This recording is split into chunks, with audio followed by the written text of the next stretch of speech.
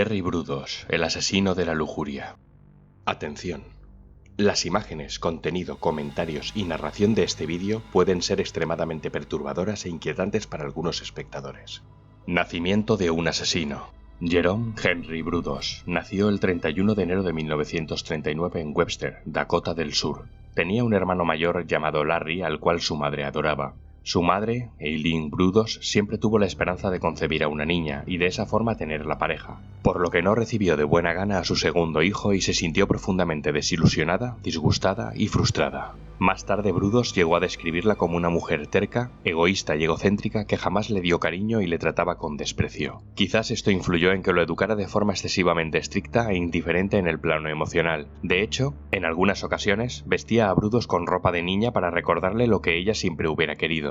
Durante sus primeros años de vida y con motivo del trabajo del padre, Brudos y su familia se mudaron a distintos hogares antes de establecerse en la idílica Salem, Oregón, un sitio perfecto y tranquilo para que un niño pueda criarse con todas las comodidades. Los inicios de una obsesión. Un día como otro cualquiera, con 5 años, Brudos, que estaba jugando en el jardín, vio en un contenedor un par de zapatos de tacón de mujer que le llamaron la atención. Los cogió y se los llevó a su habitación donde él se los probó. Su madre lo encontró andando con los zapatos de tacón, cosa que le enfureció muchísimo y con dureza le ordenó que se deshiciera de ellos inmediatamente, pero el pequeño Brudos los escondió para volver a ponerse a escondidas lo que acababan de prohibirle. Cuando su madre lo volvió a pillar, se llevó una paliza tremenda. Además, lo sacó a la fuerza al patio trasero, donde como lección quemó los zapatos y lo dejó sentado viendo cómo ardían. Brudos dijo en una entrevista años después que jamás entendió el por qué su madre no le dejaba jugar con los zapatos, pero que desde ese momento se dio cuenta de su fascinación por ellos y por la ropa interior de mujer. Años más tarde, en la escuela primaria, quedó fascinado por los zapatos de tacón alto que su profesora guardaba siempre en un cajón como repuesto. Un día los robó y los escondió en el patio del colegio, pero alguien los encontró y se los devolvieron a la profesora. Cuando le preguntaron a Brudos que por qué los había robado, no supo qué contestar y salió corriendo. Las violentas obsesiones de Brudos sobrepasaban con creces los sueños infantiles de un niño, y aún iban a ir a peor, mucho peor. Primeros pasos criminales. 1955. El interés de Brudos por la ropa interior de señora se desarrolló en plena adolescencia. Él y uno de los hijos de sus vecinos solían meterse en la habitación de la hermana para jugar con la ropa interior a escondidas. Cuando cumplió los 16 años, robó la ropa íntima de la vecina y después le dijo que trabajaba para la policía como agente secreto y que podía ayudar a recuperar lo sustraído. Con esta excusa, Brudos la atrajo hasta su dormitorio una noche en la que su familia estaba cenando fuera. Le dijo que tenía que ir al baño. De pronto, un sujeto enmascarado saltó sobre la chica y le amenazó con un cuchillo. El desconocido la obligó a desvestirse y luego se dedicó a hacerle fotografías. Cuando el desconocido se marchó, misteriosamente Brudos entró corriendo en la habitación y le contó que un tipo le había encerrado en el cobertizo. Ella sabía que estaba mintiendo, pero calló. Solamente quería salir de allí. Un año más tarde, en abril de 1956, con 17 años de edad, Brudos invitó a una chica a dar un paseo en coche, pero lo que parecía una agradable noche se convirtió en una pesadilla para la joven. Se dirigió a una autopista en el desierto, parando el vehículo y cuando la sacó le dio una paliza y le ordenó que se desvistiera para dar rienda suelta a sus impulsos sexuales. Una pareja que paseaba por la zona oyó los gritos de la chica y se acercó sorprendiendo a Brudos. Este agachó la cabeza y no dijo nada. Los acompañó a su casa donde avisaron a la policía. Cuando la policía le interrogó por lo sucedido, Brudos contó que a su acompañante la había atacado un tipo raro, pero la policía no se lo tragó y fue llevado a comisaría. Y en ese momento la joven, al verse liberada, se decidió a hablar y explicó la historia, contando que Brudos era el enmascarado. Fue condenado a ingresar en un hospital psiquiátrico de Oregón durante 9 meses, donde lo sometieron a una evaluación psiquiátrica que dio como resultado un diagnóstico de esquizofrenia. En 1957, con mucha dificultad, se graduó en la escuela secundaria y se convirtió en técnico en electrónica. Ahí confesó que empezó a soñar con raptar a chicas para hacerlas sus esclavas. El primer paso en su comportamiento trastornado, ya con 18 años, fue acechar a las adolescentes a las que derribaba por la espalda o las asfixiaba para dejarlas inconsciente y robarle los zapatos. Ingreso en el ejército y matrimonio.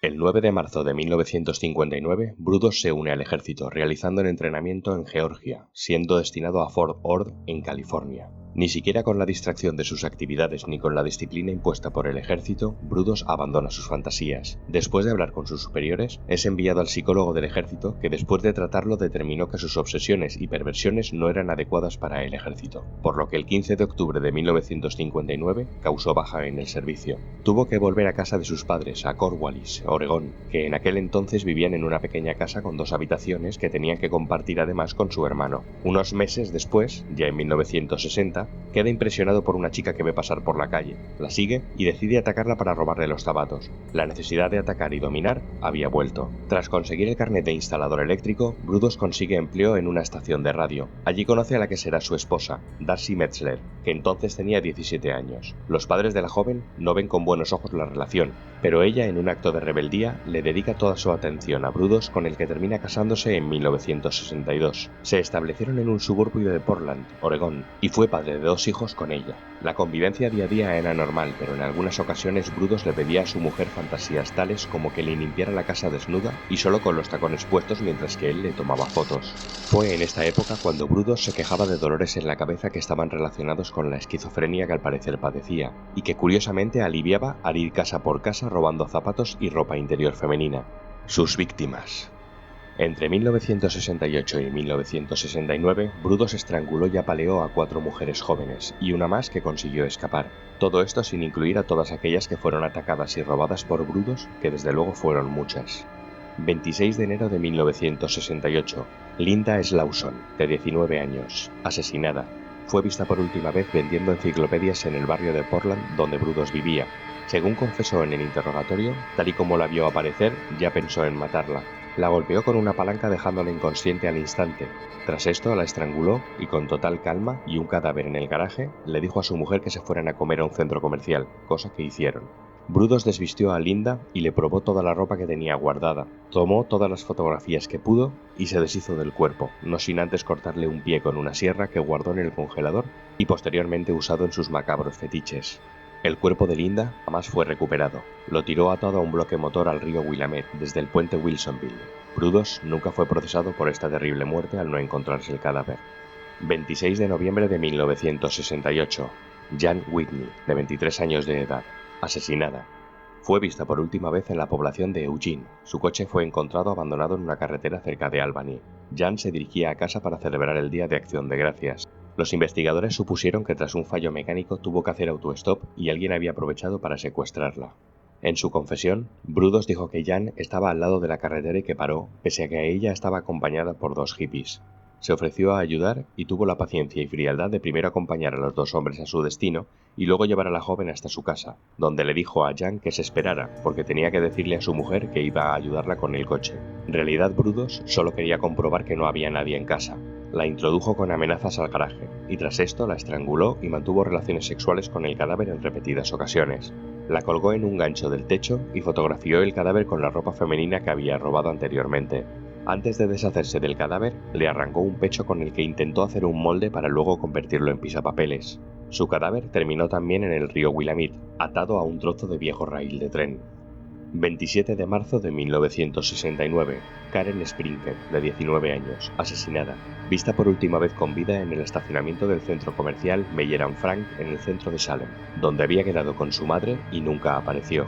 Brudos, a punta de pistola, la obligó a subirse al coche y la llevó directamente a su casa, donde la violó y la forzó a posar con ropa interior y los zapatos de su colección. La colgó del cuello en su sistema de poleas y la asesinó. El cadáver de Karen sufrió las mismas vejaciones que las 2 anteriores, solo que esta vez amputó los 2 pechos, dado que había fallado en su anterior intento de hacer un buen molde para el pisapapeles. El cadáver fue hallado en el río Long Toro, también atado a 2 piezas metálicas bien pesadas. 21 de abril de 1969. Sharon Wood, de 24 años, escapó de su captor. Ese día acudió a un centro comercial para reunirse con su exmarido para hablar de su divorcio. Aparcó el coche en el sótano del centro comercial. Alguien le tocó el hombro y al girarse se encontró a un hombre con una pistola en la mano que le dijo que guardara silencio. Sin embargo, su reacción fue distinta a la que Brudos esperaba. Peleó por su vida con terror y furia, mordiéndole en la mano. Esto y la cercanía de testigos hizo que Brudos huyera del lugar. Sharon declaró a la policía que el sujeto era muy pecoso, corpulento y que tenía los ojos azules. 23 de abril de 1969. Linda Seeley Fue a un centro comercial a comprar un regalo para su novio y jamás se supo más de ella. Igual que con las otras víctimas, su coche fue encontrado abandonado y sin señales de violencia. El novio fue interrogado, pero no se le consideró sospechoso. En esta ocasión, Brudos fingió ser policía con Linda, utilizó una placa falsa, la acusó de un robo en una tienda y aprovechó para violarla mientras la estaba estrangulando y la trasladó a su taller, donde de nuevo dio rienda suelta a otra fantasía más. Le introdujo cables eléctricos conectados a una batería en el tórax para hacerla bailar al pasar la corriente. Su cuerpo fue encontrado en el río Tom Long, cerca de la población de Monroe, atado a unos lastres. Detención y final del monstruo.